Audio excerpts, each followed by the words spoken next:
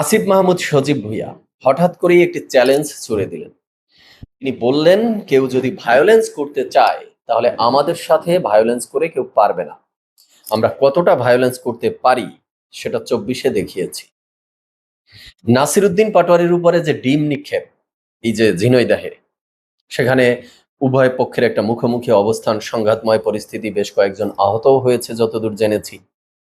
তো সেই ঘটনার প্রেক্ষিতে আসিফ মাহমুদ সজীব ভুঁইয়া তাদের ভায়োলেন্স করার ক্যাপাবিলিটির জানান দিতে গিয়ে এই চ্যালেঞ্জটি দিলেন। দর্শক শ্রোতা, আজকে এই বিষয় নিয়েই কথা বলবো। চলুন ডিরেক্ট হিট দ্য পয়েন্টে। হিট দ্য পয়েন্ট নাম্বার 1-এ আসি। 24-এর সেই আন্দোলনটি বিপ্লব ছিল না গণ অভ্যুত্থান ছিল, এই নিয়ে কিন্তু বেশ কন্ট্রোভার্সি হয়েছিল তখন আন্দোলন পরবর্তী সময়ে। আন্দোলনকারীরা চেয়েছিল বিপ্লব হিসাবে রূপ দেওয়ার জন্য, কিন্তু তাদের সেই দাবি তখন ধোপে টেকেনি। বিপ্লব হিসাবে তারা প্রতিষ্ঠা করতে পারেনি। সর্বোচ্চ গণ অভ্যুত্থান হিসাবে আন্দোলনটাকে তারা একটা রূপ দিতে পেরেছিল।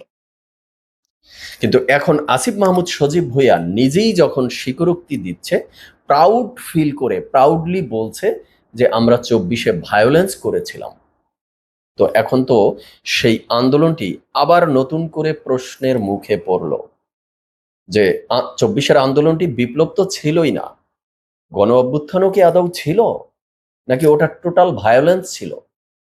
কারণ আসিফ মাহমুদ সজীব ভুঁইয়া নিজেই স্বীকার করছে সেটি ভায়োলেন্স ছিল। ভায়োলেন্স মানে কি? ভায়োলেন্স মানেই হলো হিংস্রতা, ভায়োলেন্স মানেই উগ্রতা, ভায়োলেন্স মানেই বিশৃঙ্খলা, ভায়োলেন্স মানেই সহিংসতা, ভায়োলেন্স মানেই সন্ত্রাসী কর্মকাণ্ড।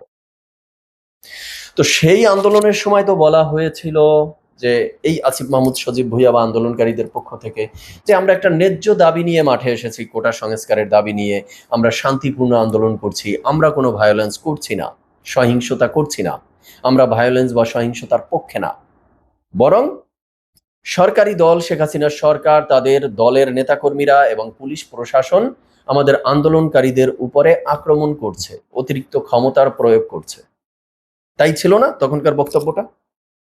কিন্তু এখন আসিফ মাহমুদ সজীব ভুঁইয়া যখন প্রাউডলি বলছে, ক্রেডিট নিয়ে বলছে যে 24-এ আমরা ভায়োলেন্স করে দেখিয়ে দিয়েছি আমরা কতটা ভায়োলেন্স করতে পারি, তাহলে তখন তো শেখ হাসিনার সরকার বা পুলিশ ঠিকই করেছিল।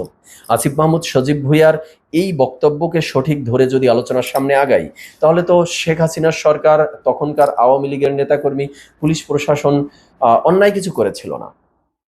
কারণ সরকার এবং পুলিশ প্রশাসন বা আইন শৃঙ্খলা রক্ষাকারী বাহিনীর অন্যতম দায়িত্ব যে কোথাও সন্ত্রাসী কর্মকাণ্ড হলে, উগ্রতা হলে, কেউ আক্রমণাত্মক হলে, বিশৃঙ্খলার সৃষ্টি করলে তো তাদের দমন করবে। তাহলে তখন শেখ হাসিনার সরকার, আওয়ামী লীগের সরকার ভায়োলেন্স দমন করতে গিয়েছে, পুলিশ বাহিনী তখন ভায়োলেন্স দমন করেছে, তো তারা তো অন্যায় কিছু করেনি। বিষয়টা এমন দাঁড়াচ্ছে না? তাহলে এই যে আওয়ামী লীগের নেতাকর্মীদের বিরুদ্ধে পুলিশ প্রশাসন এর বিরুদ্ধে, পুলিশের তৎকালীন পুলিশ কর্মকর্তাদের বিরুদ্ধে যে হামলা, মামলা, গ্রেপ্তার চলছে, তো ঘটনা তো পাল্টে যাওয়ার কথা। হামলা, মামলা, গ্রেপ্তার সব তো এই আন্দোলনকারী এনসিপির নেতাকর্মী বা তারা যে স্বীকারোক্তি দিচ্ছে তারা তখন ভায়োলেন্স করেছিল, তাদের হওয়ার কথা। পরিস্থিতি তাই বলে কিনা? এবার আসি হিট দ্য পয়েন্ট নাম্বার 2। আচ্ছা, পুলিশ হত্যার বিচারের দাবি অনেক সময় ধরেই এই বিষয়টা উঠে এসেছে। আবার বিভিন্ন কারণে এটা চুপ হয়ে গেছে। তো পুলিশ যদি ভায়োলেন্স দমন করতে যায়, তাহলে যে পুলিশ হত্যা হলো, সেই পুলিশ হত্যার বিচার তো নিশ্চয়ই হতে হবে। পুলিশ হত্যার বিচারকে না করার জন্য যে জনতার আদালতে তাদের বিচার হয়ে গেছে, এই যে ন্যারেটিভটা প্রতিষ্ঠা করার চেষ্টা করা হয়, তো জনতার আদালত কোনটা ছিল? ওই আন্দোলন তো কারা করেছিল? যারা ভায়োলেন্স করেছে, যারা সন্ত্রাসী কর্মকাণ্ড করেছে, যারা উগ্রতা ছড়িয়েছে তারা।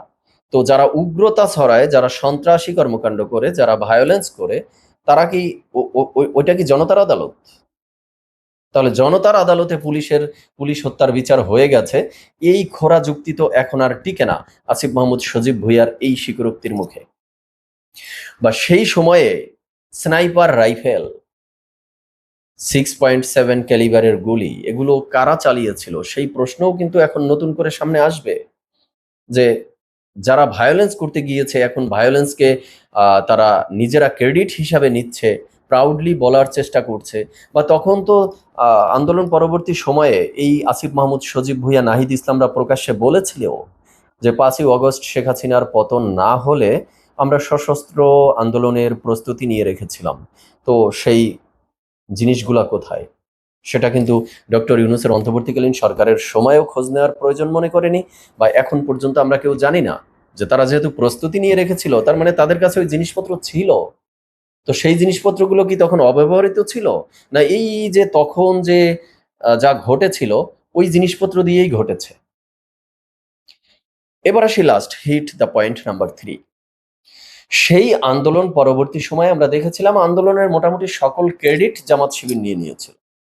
তারা প্রকাশ্যে বলেছে ওপেনে যে এগুলো আমাদের ছেলেপান, আমরাই এদেরকে ট্রেনিং দিয়েছি, ট্রেন আপ করিয়েছি। বা পরবর্তীতে আমরা দেখেছি যে নির্বাচনেও তাদের সাথেই জোটবদ্ধ হতে, একই সুরে কথা বলতে।